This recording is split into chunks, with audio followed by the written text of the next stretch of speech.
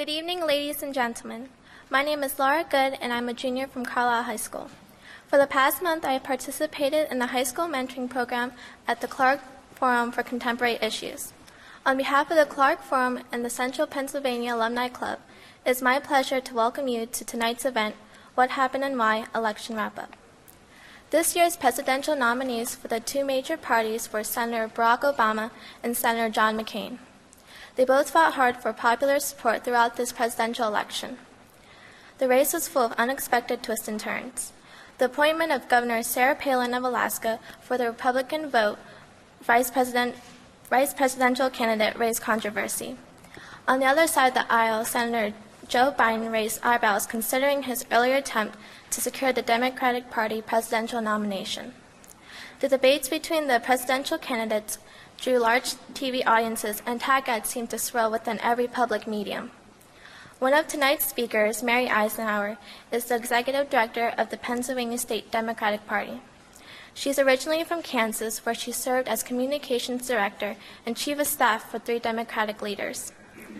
Isenhour has supervised day-to-day campaign activities, which include developing a plan to attract Democratic voters to the polls in Pennsylvania. Additionally, she oversaw the development, funding, and allocation of a $7.5 million budget for the Pennsylvania Democratic Party. Also tonight is Luke Bernstein, executive director of the Pennsylvania State Republican Party. Bernstein is a 2001 graduate of Dickinson College and was recently listed on Campaigns and Elections' annual list of rising stars. Prior to his civic engagement, Bernstein worked for a financial firm in the South Tower of the World Trade Center. Following the September 11 attacks, Bernstein was prompted into a career of public service, where he worked as coalitions coordinator for the 2004 Bush campaign. Finally, tonight's moderator is James Hoefler of the Political Science Department. Both speakers will provide a full analysis of this year's elections results and answer questions the audience may have. At this time, I would like to remind you to please turn off all cell phones and pagers. Also, please hold all questions until the question-answer session at the end of the program. Because this program is being taped, and out of the courtesy of those audience members who are hearing impaired, please wait for a microphone to reach you before asking a question. Following the program, all are invited to a reception where refreshments will be provided by the Central Pennsylvania Alumni Club. Additionally, the Clarke Forum Student Board will host a Continuing the Conversation session in Stern Room 102. Now please join me in welcoming our guest speakers, Mary Isenhour and Luke Bernstein.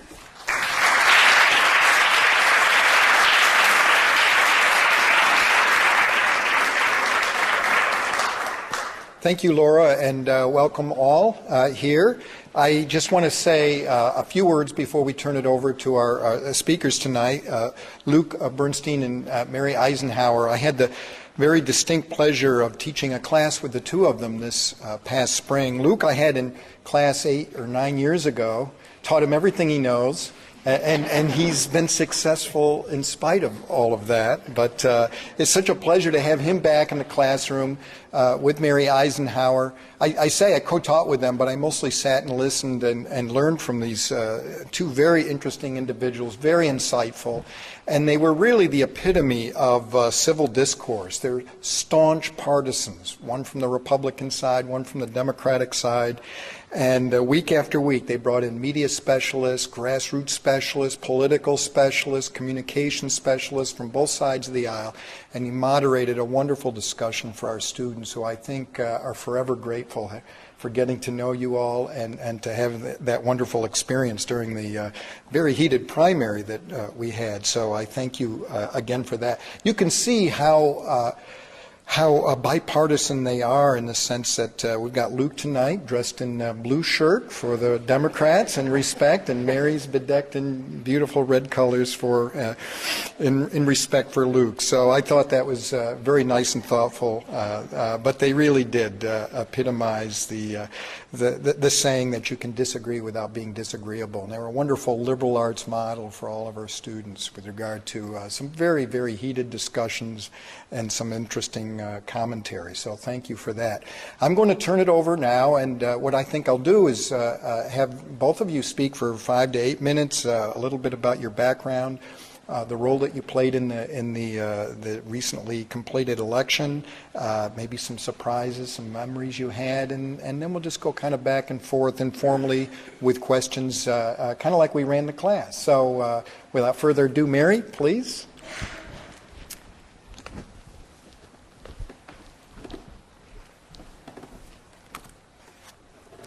Thank you so much, Jim, and thank you for inviting us back, and thank you to the Clarke Forum for having us here. And Laura, thank you for that very nice introduction. It's so wonderful to see a young person so involved in politics, which is something that I think that we've all witnessed in this election cycle. But thank you again. It's been a very exciting year for me.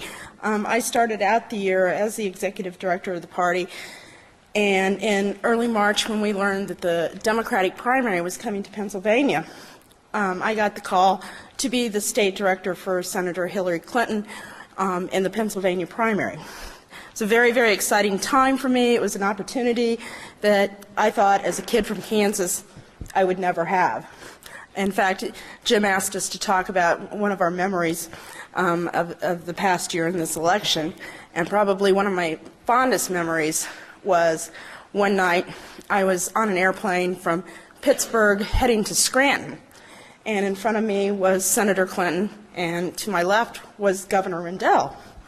And they were sitting there having a conversation. The senator was turned around in her seat facing the governor, and they were having this conversation on trade agreements, something that was just way over my head.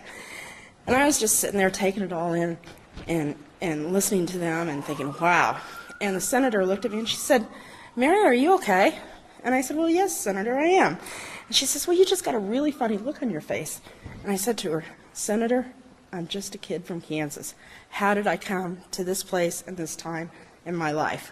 It was really an incredible moment, and for people that work in politics, those opportunities just do not come up. So the Pennsylvania primary for Democrats was incredible.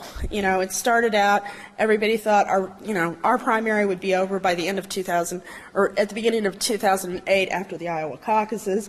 Then they thought after Super Tuesday that it would be over. And then again, after Ohio and Texas voted in early March, they thought it would be over. And we all woke up on March 5th after Ohio and Texas, where Senator Clinton had done an incredible comeback and won both of those states, and all of a sudden the primary was here in Pennsylvania. It was an incredible time for Pennsylvanians, Pennsylvania Democrats. I think it was even probably a little bit incredible for Pennsylvania Republicans to see so much activity and to see so much public debate and discussion come to Pennsylvania. And regardless if you were a Senator Obama supporter or a Senator Clinton supporter at that time, there was conversation, there was discussion, and there was excitement about the election. Obviously, Senator Clinton won the state by 10 points, and we thought after that, well, there was a chance. Well, as it came down to it, Senator Obama ultimately clinched our nomination in early June. And I think at that point it hit all of us as Democrats. Wow, what a historic time! We're going to nominate the first African American as President of the United States. How incredible is that? And I think so many of us looked at that and thought, did we ever think we would live to see that? So it's been a historic time. It's been a historic year. Again, not just for me and for Pennsylvania Democrats, but I think for all Americans. And I think Tuesday night was an incredibly historic time. The emotions, the sights you saw on television, even the sights you saw in downtown Harrisburg, with people just pouring out into the streets and saying, "Whoa, look what we've just done." How incredible is that? I think one thing that I want to make a point about tonight is one of the challenges that I think Luke and I Luke faces this, probably not as much as I do, because Republicans are much more reliable voters than Democrats. But one of the challenges we face as political professionals is voter apathy, and trying to get people registered to vote, trying to get people to the polls on Election Day. It's tough and it's hard, and we put a lot of effort. We put a lot of resources, whether they're human resources, financial resources, in just getting people to register and get them to the polls. And guess what? Sure, we didn't have to do that. People were waking up early in the morning. They were going and standing in lines, long lines, to vote. And besides the historic nature and the change our country is about to embark on, one of the things that I took away from this election is I don't think there's voter apathy.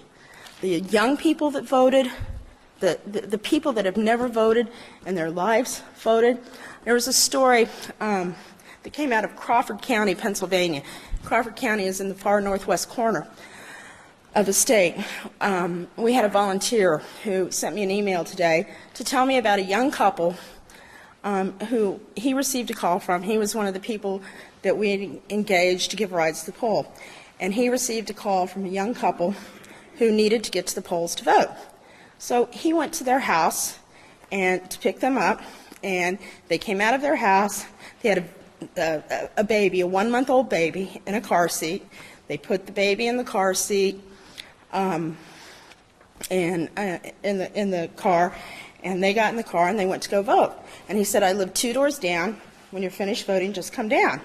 Well, an hour and a half later, they still hadn't come back. So he went up to the polling place to check on them, and lo and behold, they were standing in line. They'd been standing in line for an hour and a half with a 1-month-old baby waiting to vote. The baby was fussy, but they were bound and determined that they were going to stay and vote. So about 20 minutes later, they came down. They had finished voting. They explained to him that their car had broken down, but they wanted to go and they wanted to vote. They wanted to make sure that they voted in this election. And they had a fussy baby. It was cold in Crawford County, Pennsylvania.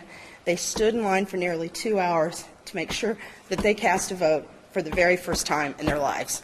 And it's stories like that. It's those kind of tales that we hear after the election about how people went out, they voted, they took part in democracy, and made a difference. And again, somebody that works in this business, that's worked in this business for a number of years, that's one of the biggest challenges we face. So to see that happen is especially gratifying this year. Again, it was a historic moment. I mean, the change that's coming to America, the enthusiasm, and again, I don't think it's just Democrats. We had a discussion earlier tonight over dinner about Senator McCain's speech and his concession speech, and how, the campaign was over and he started setting aside the differences that he had with Senator Obach and reached across the aisle and offered an olive branch. And I think that bodes well for the country. It means the election is over. It's time to get down to serious business. Everybody knows that our country is in a mess right now, and we've got to get it fixed. And I think, Senator McCain reaching out and being so gracious in his concession speech, it bodes well for what's going to happen in this administration, what's going to happen in the Congress, in getting this country back on the right track and moving forward and bringing about the change that so many people in our country voted for.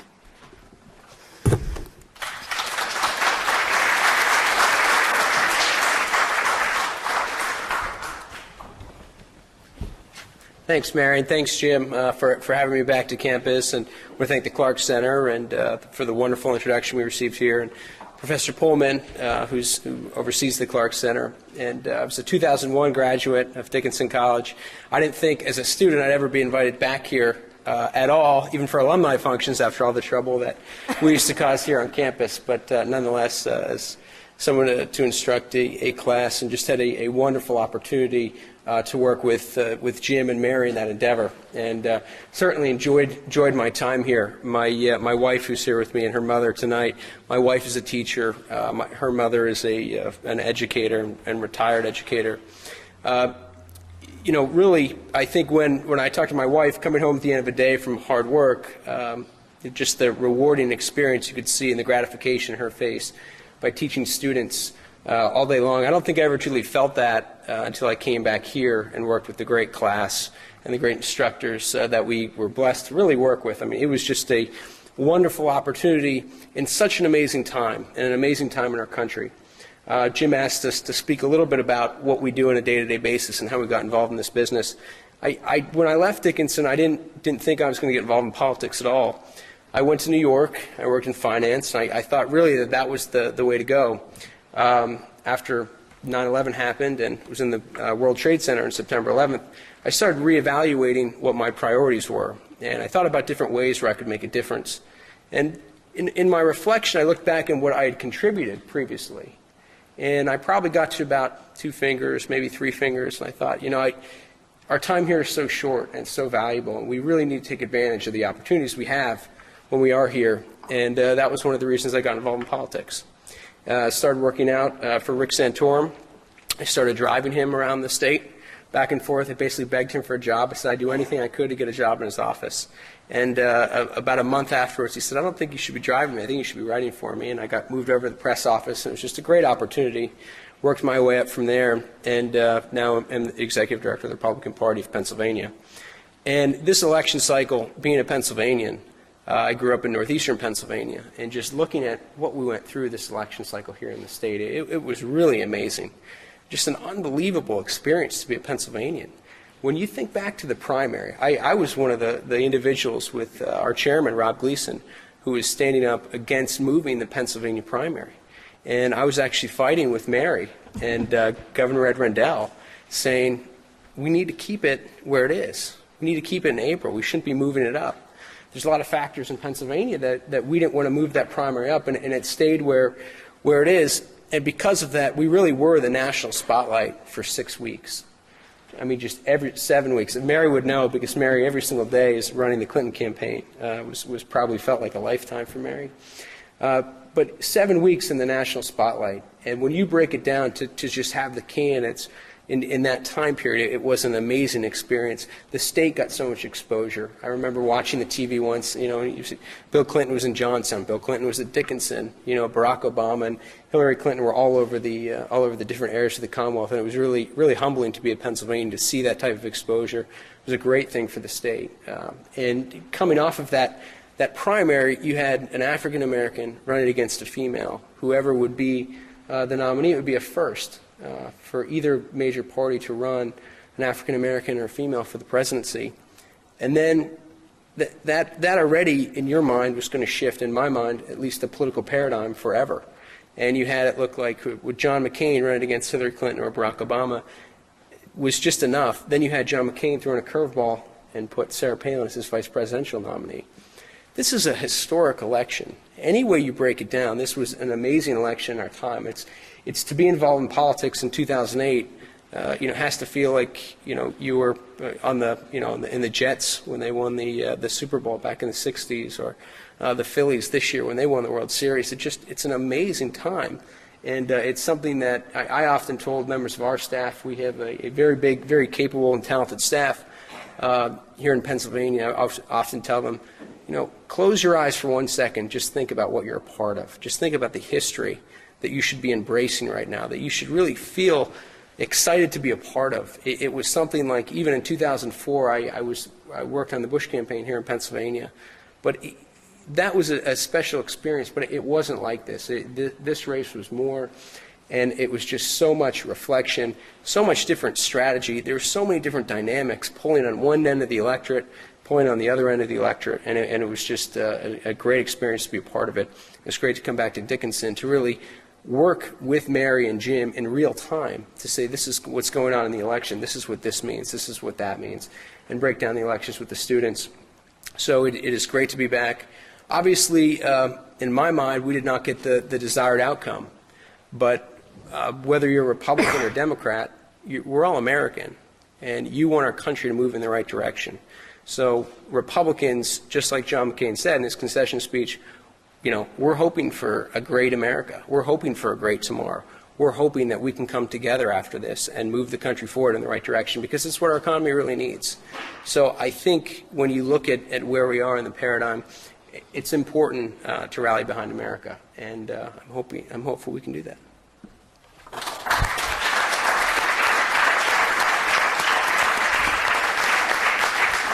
Well, thank you, Luke and Mary. We're going to I'm going to let you guys relax now with your ice water and the comfortable chairs. I'll just throw a couple of questions at softballs, all of them, I promise. And just have you react to them. And the first one has to do with, I think a lot of people were really surprised, interested, shocked, entertained by the vice presidential choice that John McCain had made. And I want to roll the clock back to late August. John McCain is on the phone with Sarah Palin, and she said, I would love to do this, but I can't. And then John McCain hangs the phone up. He says, now what are we going to do? Call Luke in Pennsylvania. So I'm taking Sarah Palin off the table. John McCain calls Luke and says, man, what do we do here? Talk to me about what your advice would be and how that would play out and what strengths and weaknesses your favorite candidate would bring. Mary, for you, who are you most worried about? Again, let's take Sarah Palin off the table for a second. Who will you be most nervous that next day coming in, oh my God, I can't believe he picked that person. So, go for it. Well, I'd say, Senator, what's Hillary Clinton doing right now? Just kidding. I would certainly say to him, well, my job was to win Pennsylvania. So my job winning Pennsylvania really would be a lot easier if Tom Ridge were the vice presidential choice. And that's a decision that I think Tom Ridge was a great choice, and we can't go back.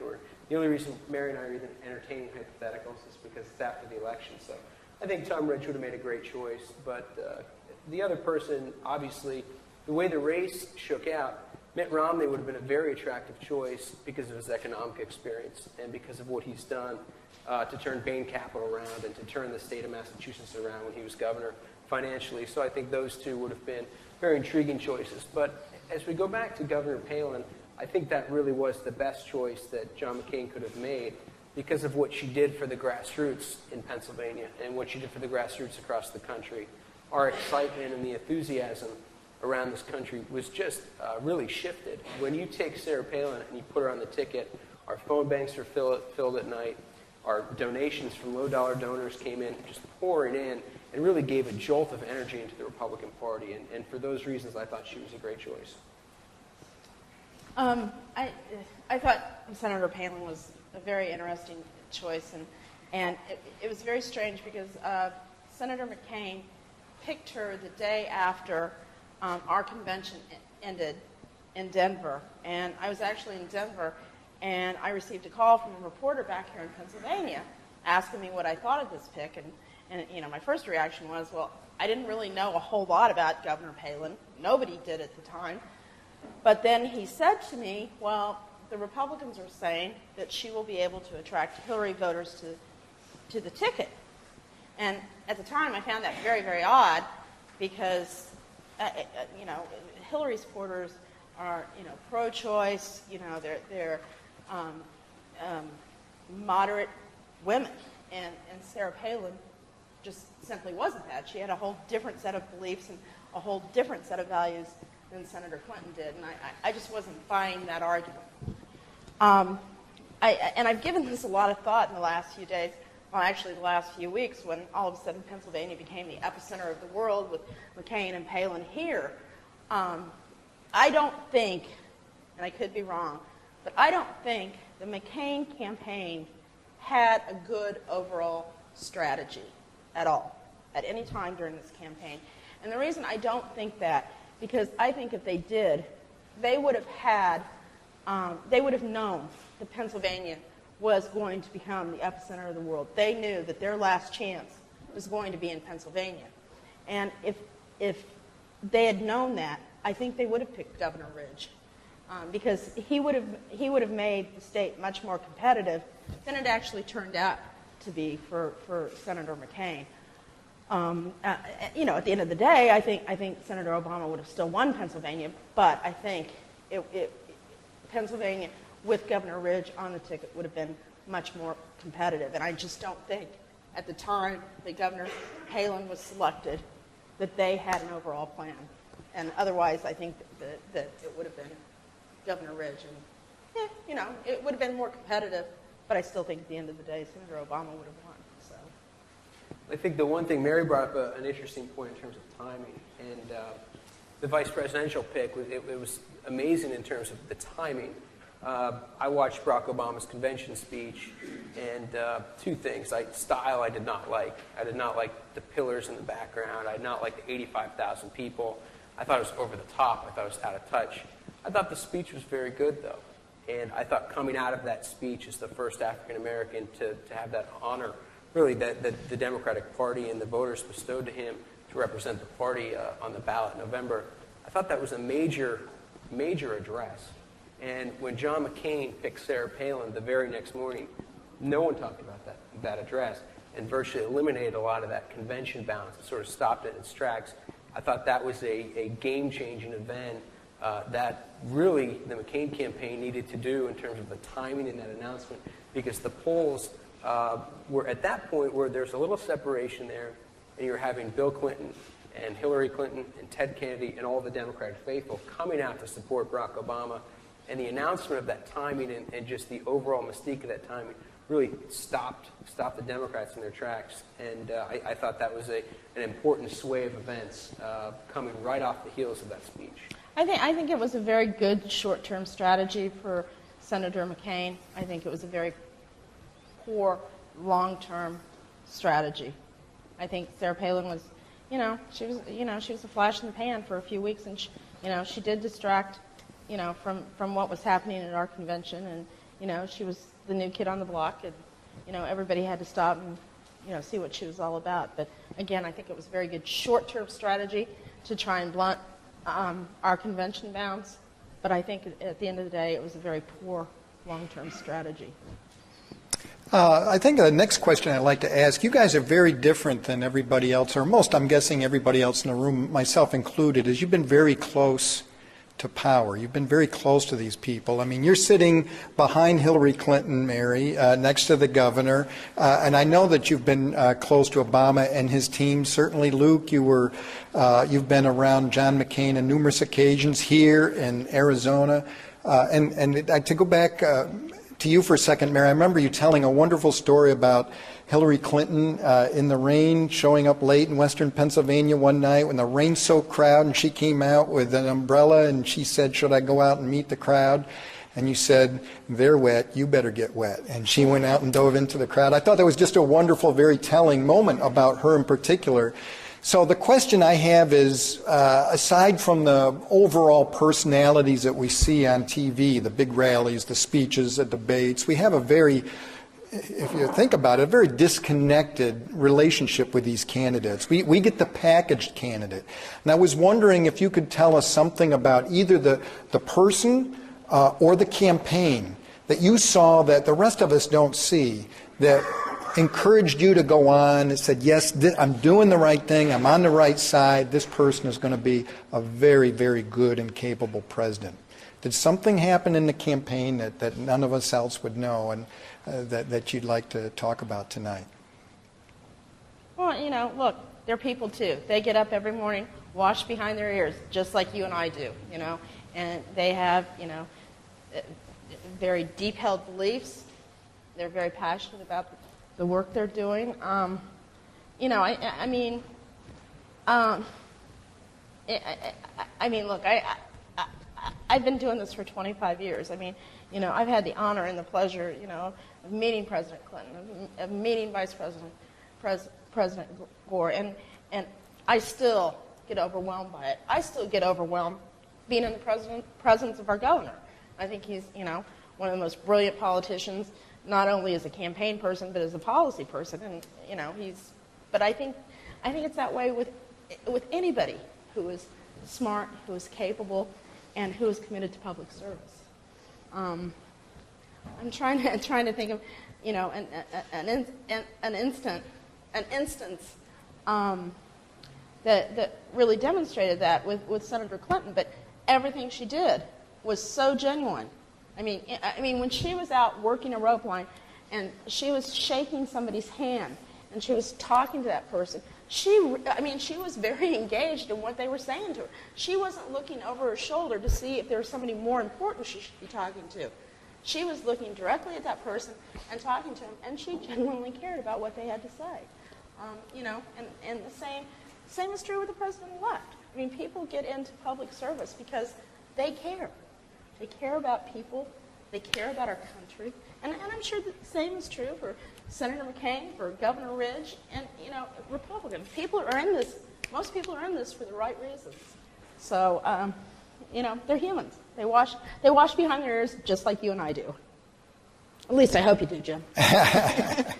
Once a week, whether I need to or not. Go ahead, Luke. One moment that sticks out in my mind in the campaign is when John McCain was in Harrisburg, and he was about to come out. And we were at a private event, and John McCain was off to the side, and we were about to go out and talk to everyone. And we had a staff person there, and the staff person combed his hair. Just combed his hair to the side. And other politicians in the past, you'd think, wow, they're pretty high maintenance. You've got a staffer combing your hair. But John McCain can't lift his arm above here because of the damage that was done to his body when he was a prisoner of war serving our country. And that was really the first instance that clicked to me where, wow, I get up every day and I get to work for an American hero. This guy is something really special. And just in the way he spoke to anyone without any type of filter, if he agreed with you, he told you why he agreed with you. If he disagreed with you, he told you why. And there was never any back and forth with John McCain. He was just someone who was very, when people say the term with John McCain, straight talk, that's basically what you got behind the scenes and otherwise. But I think his determination and will truly came out when here you have 72-year-old John McCain doing 7 stops in 7 different states the day before the campaign, fired up and looking like a 19-year-old on top of the stage, pounding the podium, telling everyone to stand up and join him to fight. I thought that was just an unbelievable drive that he has, and will and desire, and just an overall love for his country that he put together in a lifetime and compilation of events and sacrifice. But that was really the one thing that stuck out to me as just very self-pinching and very motivational. Go ahead, Mary. I was just going to say, there was one thing that struck me. I think it was a Thursday or Friday before the election. This was with the governor, and the governor spent one whole week on the campaign trail, on his infamous campaign bus, going from Erie all across the state up to the Northeast and back down, and ended up on Tuesday back in Philadelphia, or Monday night, for a rally with Joe Biden. And I remember the night that the Phillies won the World Series, which I believe was Thursday night. Wednesday night. And my husband, who's here in the audience with us, we were sitting there watching the Phillies, and we were all excited about it.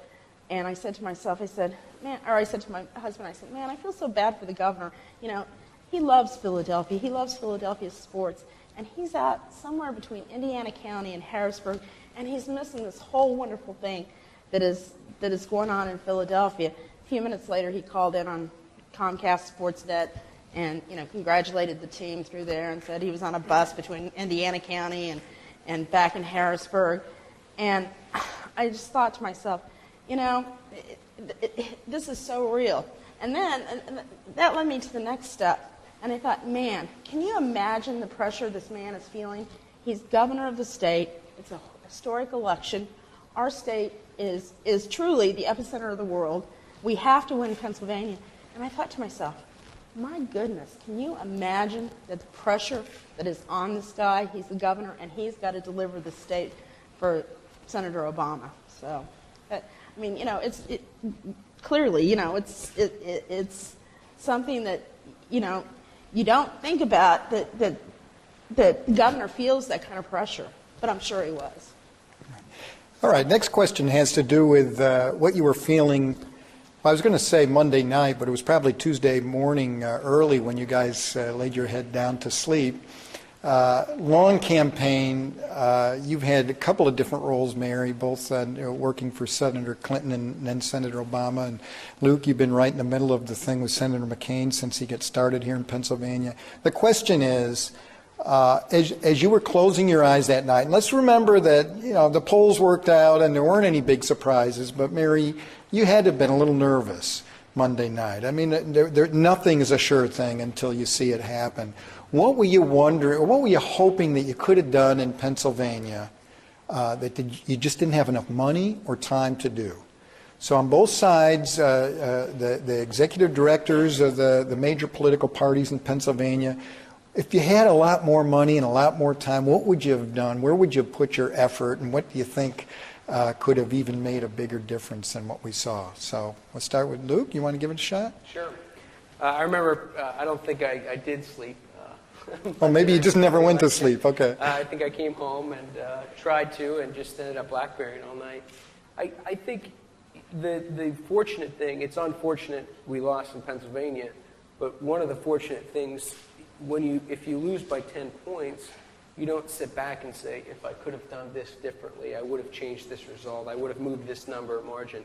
I think we could have done a better job defining Barack Obama in this state. I think we could have exposed some of his weaknesses a little bit more.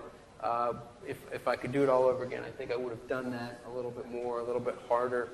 I think that's on the Obama side. On the McCain side, I think I would have tried to get him in real-life experiences more to show the type of man and guy he was.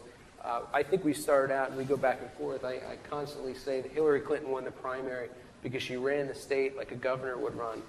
She ran like a governor. At the end of the day, people would say, I'd rather have a beer with Hillary Clinton than Barack Obama at the end of that primary. And I wish we would have gotten a more personal look at John McCain here, despite him being here really more than any other state, between Ohio and Florida, and Pennsylvania were the three most traveled states. But it's something where getting him in smaller town settings, so people here really could see him and relate to him, that would be one thing that I wish we could have done. Mary? Monday night before the election, the Steelers were playing the Redskins, and you know there's this rumor, or there's this theory that when the Redskins win, the incumbent party wins the last game before the election. So not only am I a huge Steelers fan because my husband turned me into one when I moved here, I was really hoping the Steelers would win, and they did.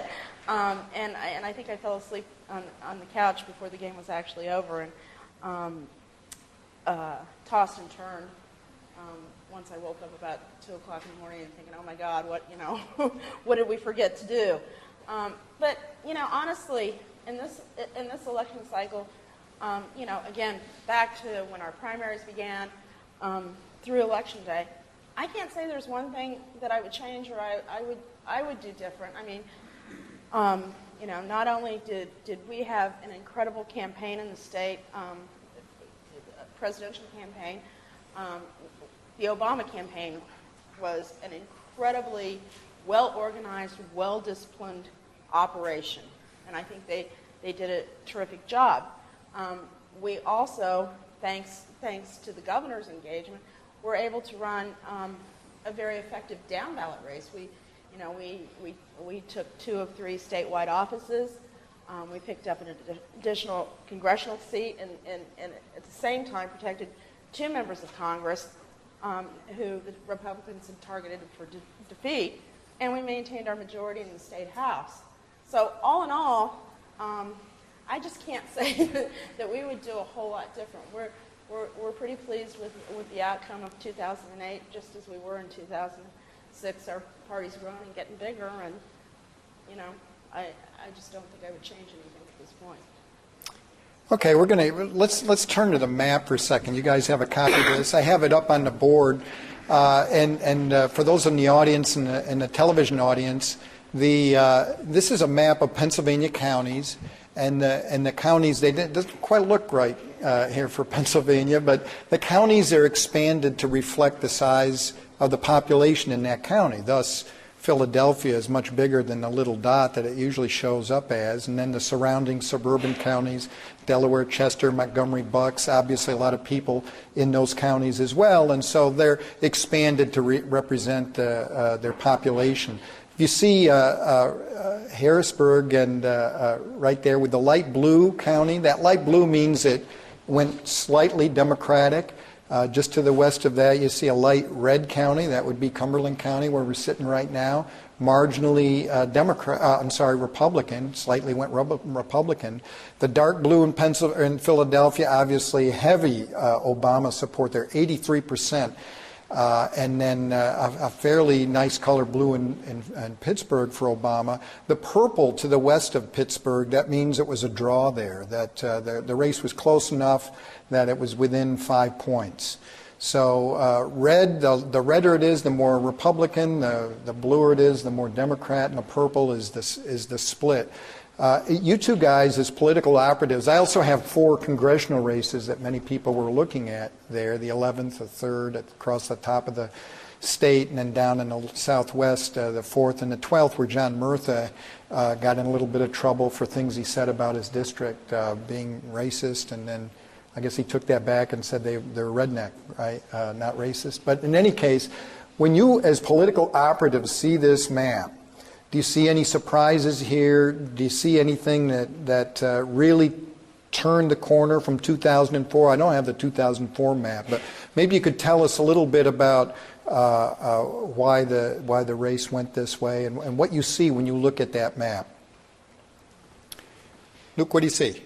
Well, I think in 2004, certainly in the center part of the state, you had a lot more red and deep red.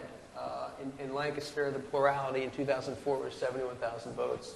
This election, it was roughly 28,000. York County in 2004 carried for the president 51,000 votes. This time it was less than 30,000 as well. Another thing that's interesting on this map, and I think as you mentioned one of the congressionals, the deep blue areas up in the northeastern part of the state, where you have the 11th congressional area, it shows that blue there. These are counties, Lackawanna County, Luzerne County, counties that Hillary Clinton won 75-25. And I think going into Election Day, we felt we had a very good opportunity to make inroads in places like Scranton and places like Luzerne County and other areas in the Northeast for a number of issues. One of them was the life issue. There's a major contrast in the issue of life between the two candidates. That area tends to be Democratic, but conservative Democratic. And I thought that would be a lot of conservative Catholics. That would be an area where I thought we'd make a lot of inroads. Contrastly, it went worse for us, and that, in turn, negatively impacted on Lou Barletta's race for Congress. What happened in Lackawanna County is we had 40% of all the voters in Lackawanna County pull a straight Democratic lever. In a normal election in Lackawanna County, you'd have about 20-22%. That's a huge number going straight Democratic, which just really hurt Senator McCain and really hurt Lou Barletta and the entire ticket in those areas. So that's one area that jumps out at me as a little bit more blue than it should. The southeastern suburbs, last time it was a little bit closer. It didn't go in our favor this time. It got, we lost Bucks County by 9,000 votes in 2004, and we won Chester County by roughly 11,000 votes. This time we got beaten both of those. Montgomery County in 2004 we lost by 45,000 votes. This time it was 90. Delaware County we lost in 2004 by 40. This time it was 60. So in the southeastern suburbs, really the eastern part of the state is the areas where the Democrats made their most gains. Contrastly, in the western part of the state, when you look at out in the Pittsburgh area, where the number one county in the state that carried by the largest plurality, we've obviously just gotten these results back, but it appears, and all the votes to be counted, that the largest plurality for Republicans will be in Westmoreland County, a county where we're out registered by 40,000 voters. That's a county that came out in full force and gave John McCain a 30,000 vote plurality. So that's a great story for us. We also won a very competitive state Senate seat there. We won 2 state House seats in that county. And we won virtually all the southwestern counties. We won Fayette County. We lost that by 4,000 in 2004. We won Greene County. We won Washington County by 5,000 votes. We won Beaver County.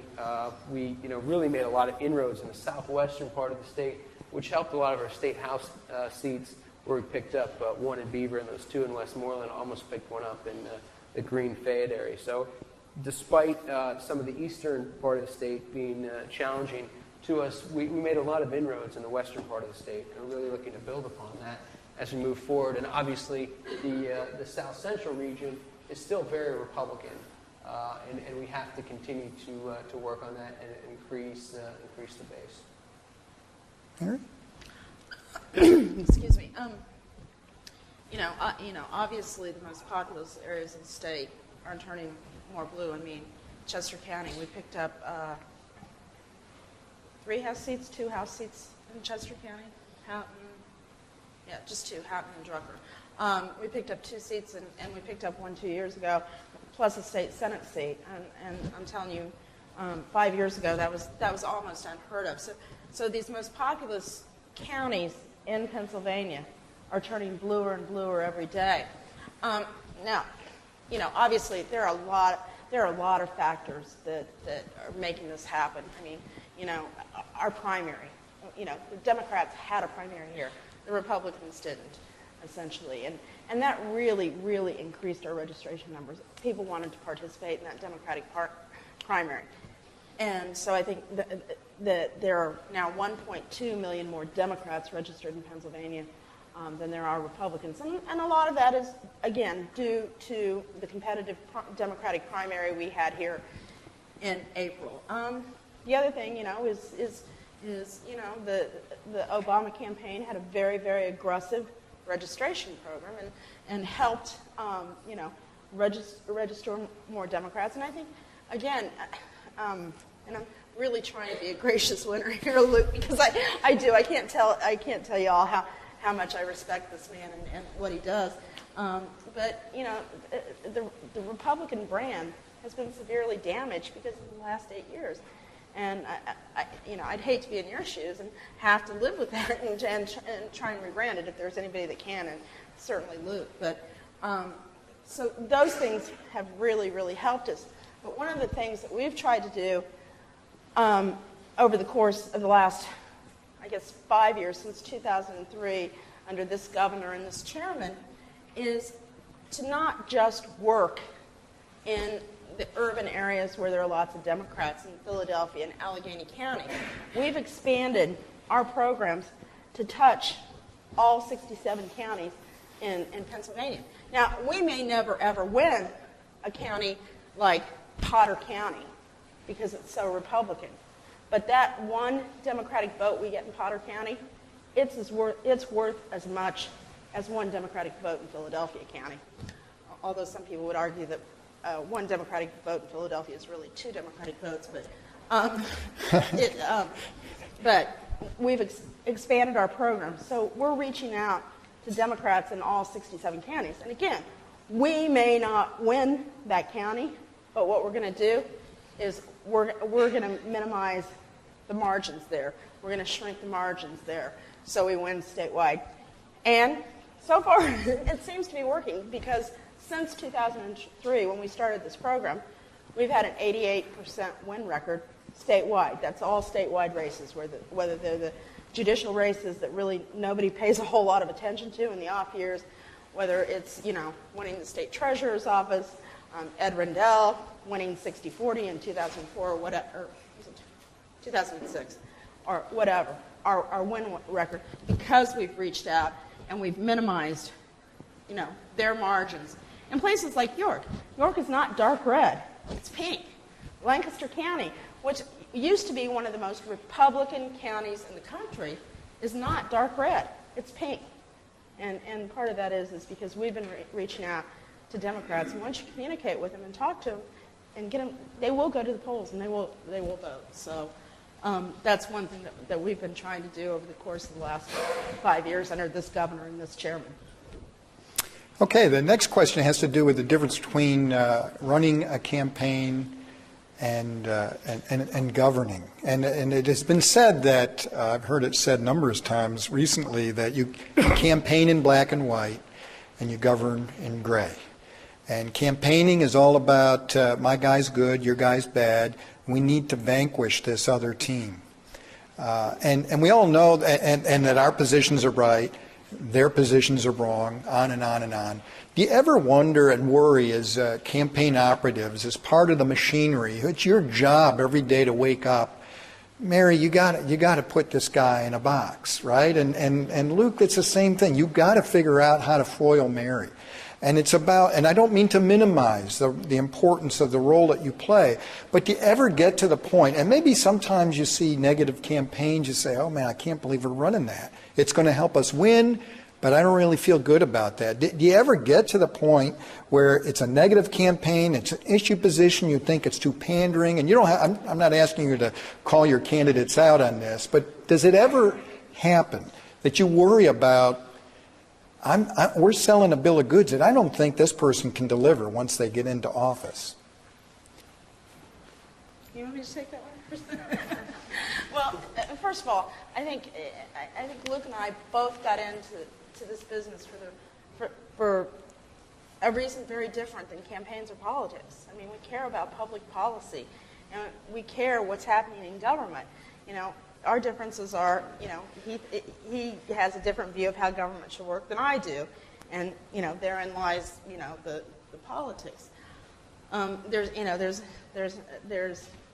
an old saying that good government makes good politics, and so you know, I hope that you know, by working for the candidates that I work for, that I have worked for, you know, Senator Clinton, President-elect Obama, Governor Rendell, I feel like I am doing the right thing, because, you know, I think Governor Rendell has been one of the best governors that the state has ever had. And I'm proud that, you know, that I've been able, you know, to be a part of his campaigns, and he's done a good job. I'm proud of, you know, the role I played in Senator Clinton's campaign, and I'm proud of the role that, however small it was, in Senator Obama's campaign, because I think he's going to be a good president. You know, are there things that sometimes are said about the Republicans that I don't like? And frankly, as executive director of the party, I've said, no, we can't do that, or no, we're not going to do that. We can't do that. You know, negative campaigns, I mean, you know, how do you define a negative campaign? You know, if you're talking about issues, if you're telling people the truth, you know, your opponent may not like it, but if you're pointing out his or her position on something that you don't agree with, then it's not a negative campaign. It's just telling people what that person supported or voted for. And I just don't consider that a negative campaign. Okay.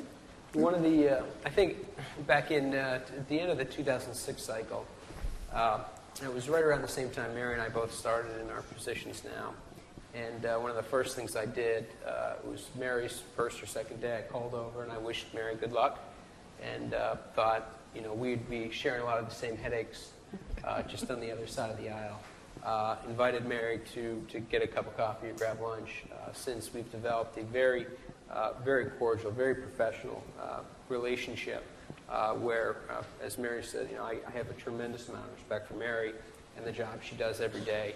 Appreciate and understand a lot of the difficulties that she goes through, probably like a lot of other people couldn't, even on our own sides of the aisle, understand those differences. And one of the reasons I think Mary and I have maintained a great relationship is because if the other side is over the line, I wouldn't have any problem calling Mary, and she wouldn't have any problem calling me, saying, you know, that was a low blow. You know, you really need to knock it off. That's just not you're not playing within the rules, and I would respect that if Mary would call and say that. I might not agree with her on any given issue, and she might not agree with me if I made that call to her, and I would explain why and tell her why I did something, and vice versa. But I think that's important, and that civility and that mutual respect is important, because if you don't have that type of relationship, and it's all negative all the time, you're never going to be able to get things done. Even on the political end of things, there are times, for one example, the roads were shut down the last day to hold the polling places open, the last day to hand in petitions this year. So our chair, I called Mary, I said, this is what our chairman thinks we should extend the deadline until noon tomorrow to give both sides of the aisle an ample opportunity to get all candidates on the ballot. What do you think? And at that time, it wasn't that we had candidates that didn't file, or it wasn't that we were trying to pull a trick up our sleeve. It was just the right thing to do. And Mary said, absolutely, that sounds like the right thing to do. And the same thing with Mary. So both chairmen got on the phone and called the governor and said, we both support this. And the governor said, you know what, I'll do it. So that's an issue where I think you can come together in some of these things. It's important to have that civility in that relationship. But obviously in the heat of the campaign, there's going to be a back and forth, and there's going to be a competitiveness, because both sides of the aisle are trying to win, and both sides of the aisle are trying to fight for the causes that they believe in. And that's really why I think we got into politics, is to make government better. Good government leads to good politics. Okay. How about maybe we'll turn for a second, staying with the tactics part of the program here, to talk about surrogates. Now, obviously, Governor Ed Rendell is a big supporter of the Democratic Party, and after Obama became the nominee, he was very helpful to him. Senator Casey,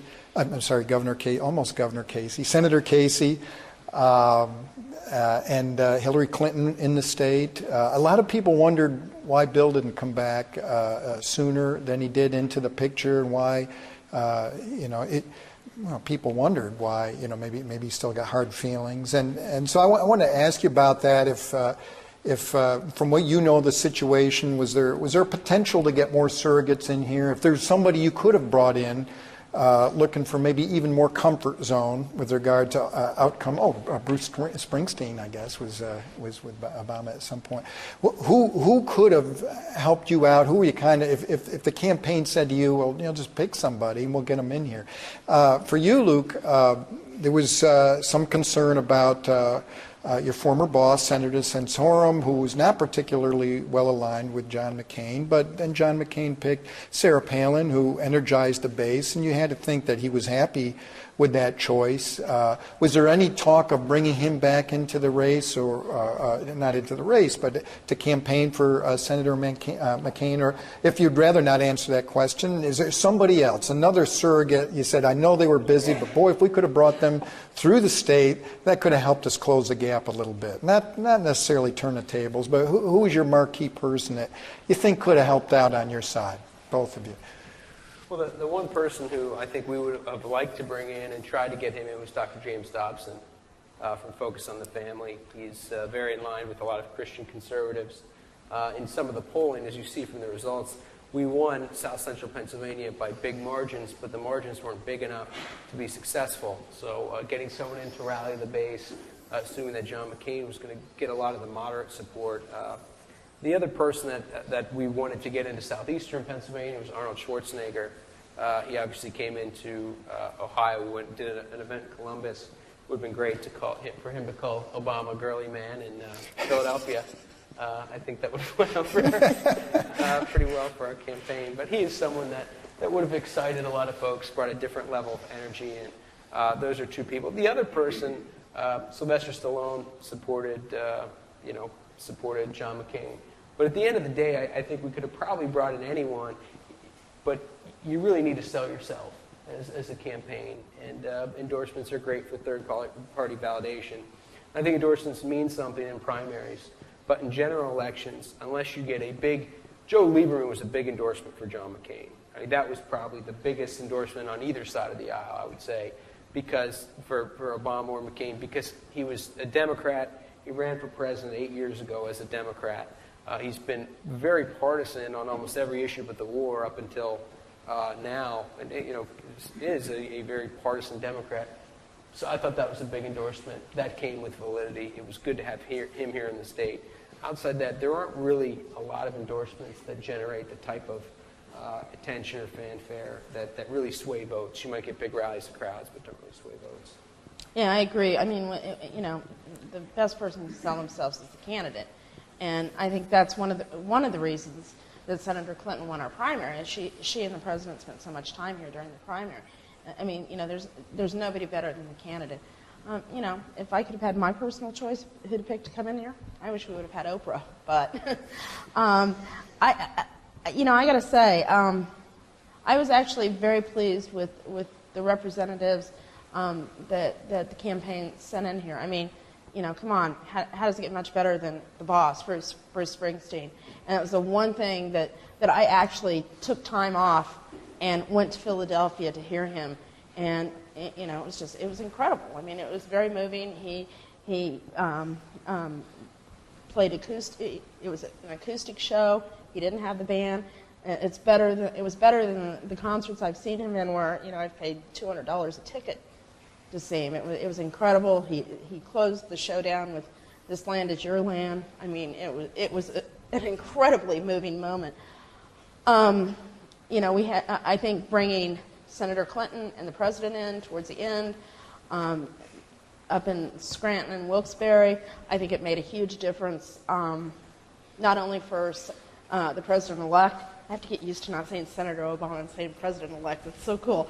But not only helped the president-elect up there, but it also helped us with Congressman Kanjorski and holding on to that seat, turning, you know, sending him out west where she did so well in the primary was incredible. And, of course, Senator Biden spent a lot of time in the state. And you know, we've always referred to him as our third senator. So, you know, Pennsylvanians are very, very familiar with him, have a genuine affection for him. You know, he was born and raised in Scranton. And, you know, look, I am a sycophant for Ed Rendell. I think he's one of the best campaigners, not only in Pennsylvania, but within the Democratic Party. And to have him on a bus for the last week, you know, traveling across the country, or across the state, rallying people, was incredible. I spent the Saturday, not the Saturday before the election, but the Saturday before that, in Clinton Center in Mifflin County. Now, Center County, you kind of understand. Clinton, Mifflin, you know, why were we in Mifflin? But again, it goes back to don't leave any Democratic vote on the table. And to send the governor into Mifflin County and get those people excited and get them riled up, I said to him, as we were departing that evening, you know, if I could have you in in 6 counties a day, every day, we'd hold 150 seats in the House and, you know, 35 seats in the Senate, because he can just really go out there and get people pumped up and get them motivated, and not only for them to go out and vote, but to get their friends and neighbors to go out and vote too. Okay, well, it's Thursday after Election Day, which means we are in day 2 of the race for 212. And so I thought, you know, I know you guys have not had much time to look ahead to Saturday, probably, say nothing about 212, but and this is for both of you. Let's just presume Obama is the rising star. The Obama-Biden ticket is very likely going to be a nominee in 2012. From both of you, who do you see as rising stars? Luke, who do you see out there? We're pretty sure that John McCain won't. This is probably his swan song. Would you agree? Or is it hard to say? I think it's hard to say. I mean, I don't even think I didn't even know today was Thursday until you said that. Okay, all day today. But let's just, even if John McCain were in the mix, who do you see as a result of this long primary that we've had as a rising star? And you give a couple names so nobody corners you as already anointing somebody. And Mary, who most worries you from your perspective? Who do you worry about? You say, well, that person has something going for them. That would be a tough race. And again, 4 years down the road, it's almost ridiculous. But at this early point, who do you see in your in the Republican Party that has begun to show a little gravitas and the energy and the potential to be a nominee in 3 years and 355 days? Well, I think Bobby Jindal of Louisiana is a great governor. Certainly would be a very appealing candidate. Was the first non-Caucasian governor of Louisiana since the Reconstruction. He would be someone that is very good fiscally, very intelligent. I think would excite both the base. It would appeal to moderates. Was able to get elected in Louisiana. Would appeal very much to swing Democrats, conservative Democrats. Mitt Romney is a name that jumps out because of his financial experience and because really his expertise was on the financial markets. I think he's someone that through the primary did not get the credit he deserved in terms of his economic message. I think he's certainly someone that you wouldn't count out. I don't think you could count Rudy Giuliani out right now. I think he ran a good race in terms of getting a lot of excitement. His strategy obviously was not effective and couldn't get elected. He'd be someone as well. I mean, you can't discredit Governor Palin of what she's been able to do for the Republican base, what she's been able to do in the country. I think she's someone that really would excite people. Those are some names that really jump out at me. I think you're going to have a lot of folks jump in the fold.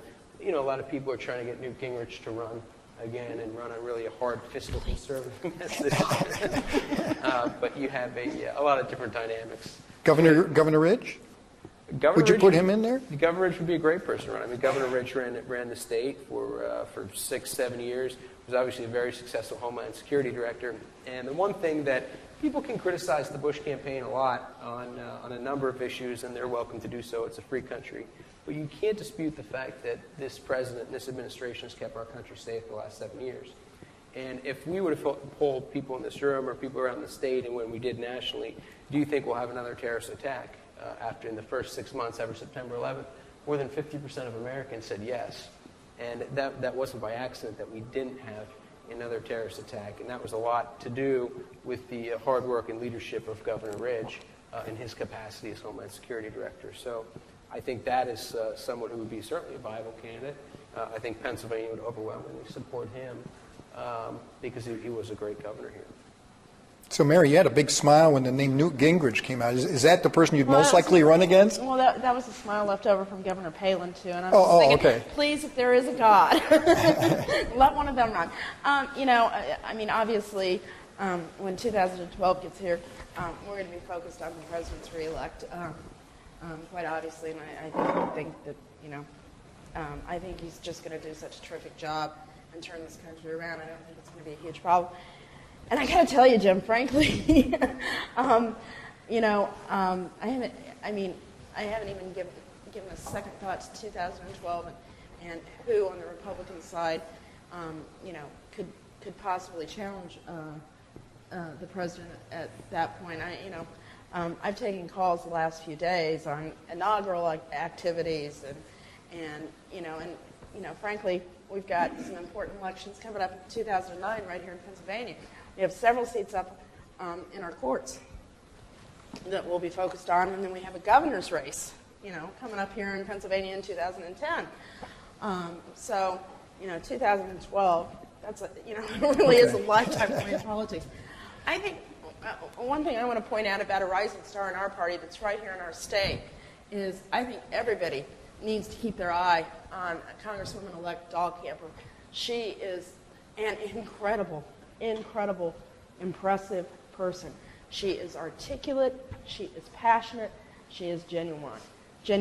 And I think she will really, over the course of the next 2 years, her first term in Congress, will quickly become a rising star because she is just that impressive and that incredible.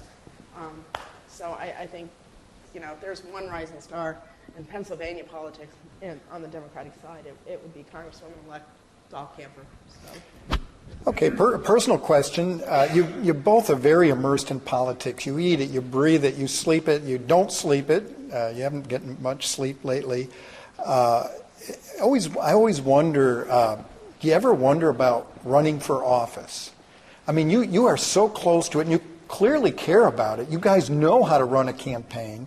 You'd be, it seems to be logical people to get out there and run. Have you ever just imagined that on a spring day with the wind blowing? You say, well, maybe I could do that job. Or is there something about running for office and serving that doesn't play to your strengths or your interests? So, Mary, you ever think about it? No. That's a short and simple answer. I think my husband would probably leave me, and I think probably old political hacks like me, we'd probably make the worst candidates because we would try and micromanage our campaign. Back in the early 90s, I was still home in Kansas, and my state representative, whose first campaign I ran, resigned to take a position with President Clinton at the time. And the Republican chairman of the Appropriations Committee in the House walked over to me during his announcement that he was resigning and handed me a check. And I looked at him and I said, well, Representative, Mr. Chairman, what's this for? And he says, you're going to go home and run for Gary's seat, aren't you? And I looked at him and I said, why would I do that? And he says, well, you are the heir apparent, and here's this Republican chairman giving me a campaign contribution. And I said, sir, with all due respect, I said, first of all, I make more money than you do as a legislator. I have more access. And guess what? I don't have to go out and knock on doors every single day. I'm just fine where I am. And I do. I mean, it doesn't play to my strengths. I love what I do. I love serving this chairman. I love serving our governor. I love electing Democrats, but it's just not something that I want to do personally. Okay, Luke? Yeah, I agree with Mary. I think for a short period of time, and I thought that would be something that I'd be interested in, but really I think have lost that interest to do it myself. Whereas have more of a passion of getting other folks elected to office, and have often thought about doing something beyond politics, making a contribution in some other different arena, whether it be the private sector or something in the nonprofit industry. Thought that would be a way to contribute, and I love working in for saying like Mary. We have a great chairman, Rob Gleason, and we have a great staff. But I just don't think that'd be something I'd ever be interested in. Okay. I think Luke would make a fabulous candidate. I mean, look at him. He's handsome. He's articulate. He has a beautiful wife. Right. I'd have a hard time not writing him a check for his campaign. You're ready to announce him for something. It sounds like. You're ready to announce for Luke. Okay, that's great. Yeah. Your campaign? Real quick, you both have really good stories about how you get started and what you do. Luke, I'll never forget you saying, you were not, as a Dickinson student, I won't ask you if you were registered to vote, but you were not a political activist, right? You were not in the student senate. And 9/11, you were in the basement of the tower, the last train that left, as I remember. And then you just had this life change. And you have to tell the story of going down and knocking on the door and how that led to the job that you have too. And Mary, you've got a good story too. So just in 2-3 minutes, could you tell the story? Because people won't believe it if they heard it from me. It's really a good story. Go ahead. Sure. Well, after September 11th, and as I said earlier, you really start to think about what is important in life and your contributions, and that ultimately led me to Washington, D.C.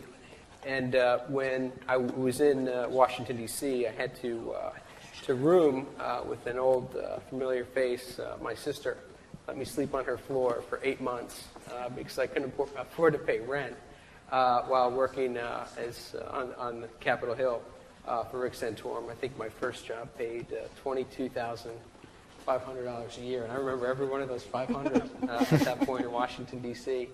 And it was, a very tough job, but that was something that I felt very much rewarding.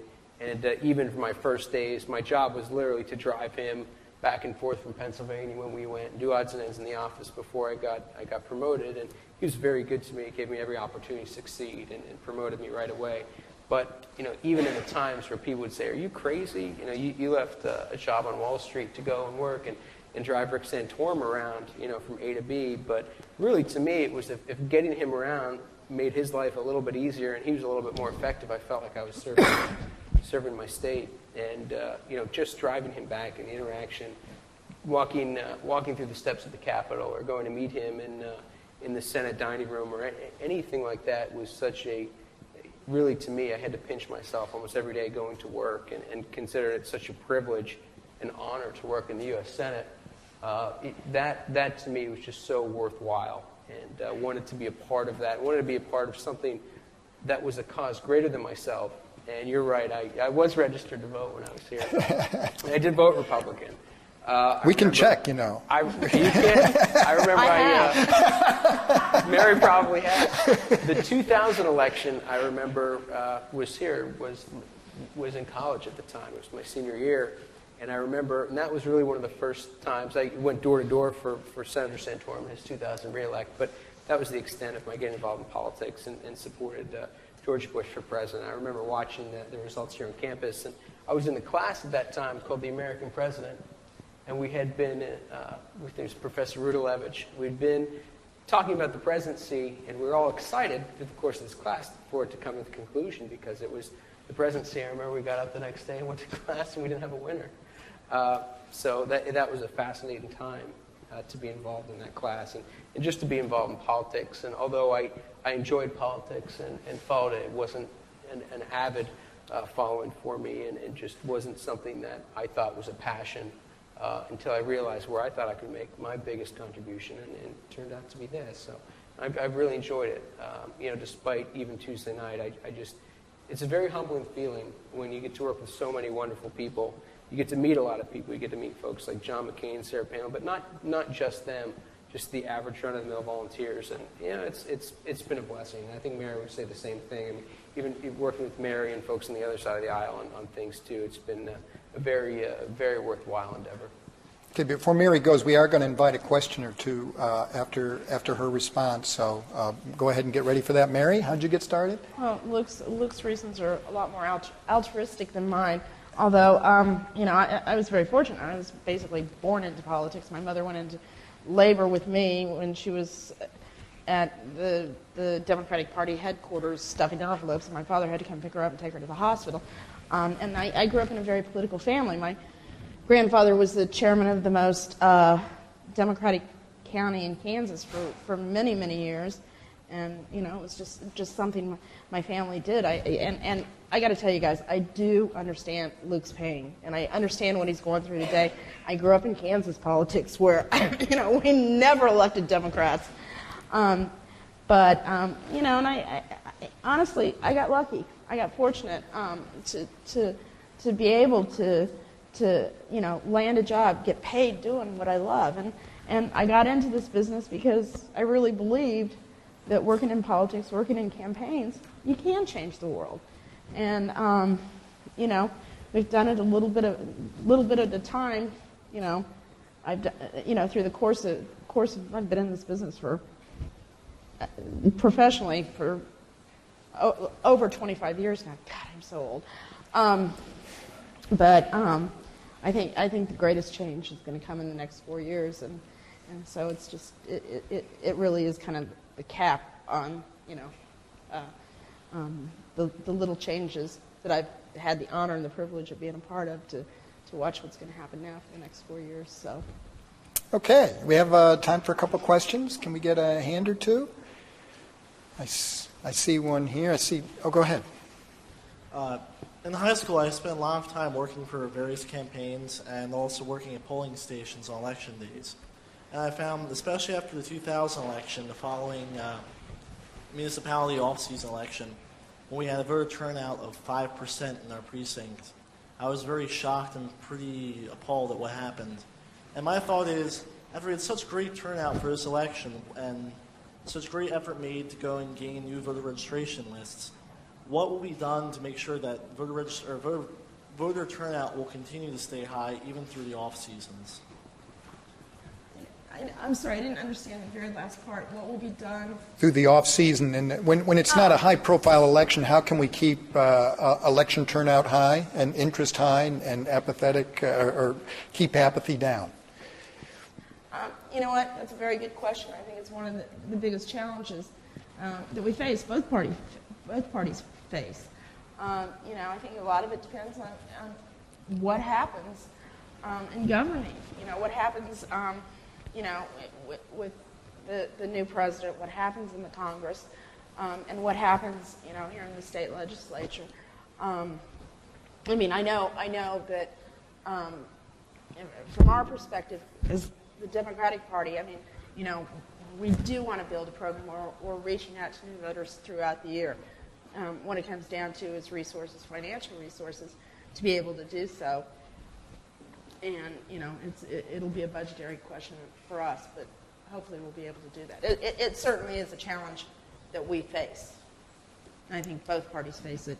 Yeah. Luke, especially for you. What I do you guys do to get the party back on board? Well, I think it's important to note, is that I would say the Republicans did not have a terrible year in Pennsylvania. We obviously didn't win the presidency, but we did very well in a lot of other races.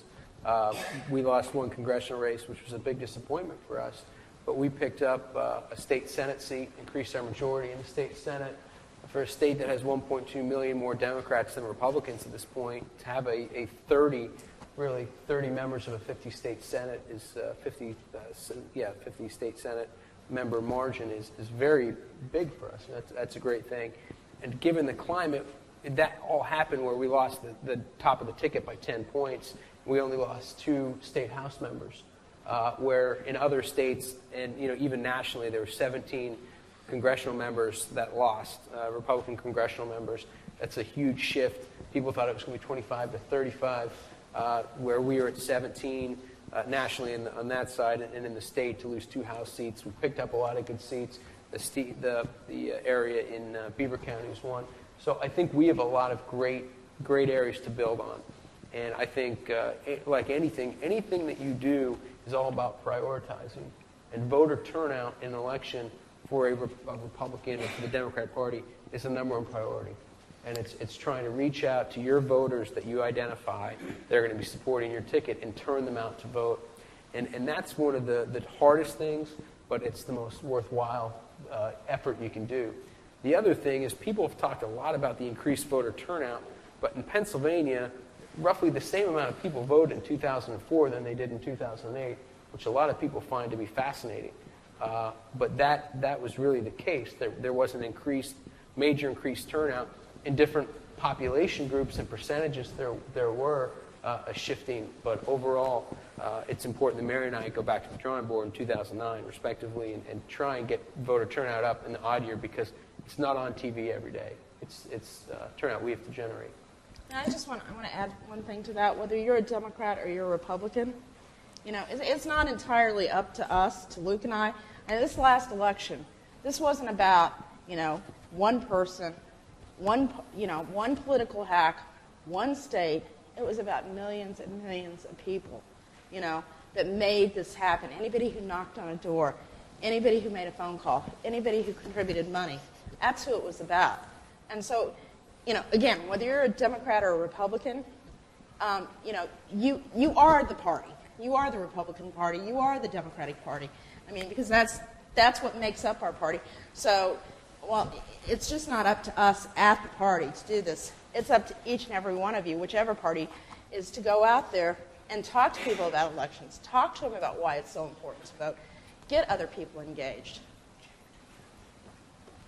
Okay, one more question, I think, real quick. We only have about a minute for each person. I have a hand in the back. Could we get a mic back to that gentleman? So we're going to look for 40. You guys are good with sound bites, right? 45 seconds. You've been doing this for quite a while. So, quick question, sir. I was wondering how the two of you saw Colin Powell's endorsement of Barack Obama. Did you think it was important?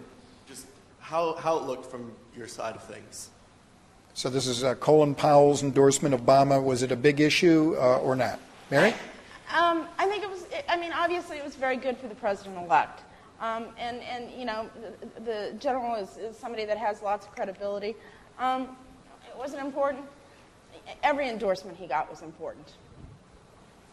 I didn't find it to be very important. I didn't, outside that one time on Meet the Press, I didn't really see too much about it more. I think it would have been, it would have been a different story had it been done maybe in a different way or been more effective or someone else. I just didn't view Powell's endorsement as a big deal. Okay. Okay. Please join me in thanking our guests, Mary Isenhour and Luke Bernstein.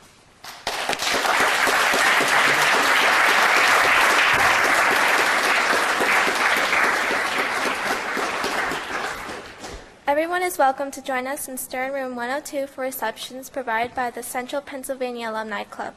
This concludes our presentation. Thank you for attending tonight's program.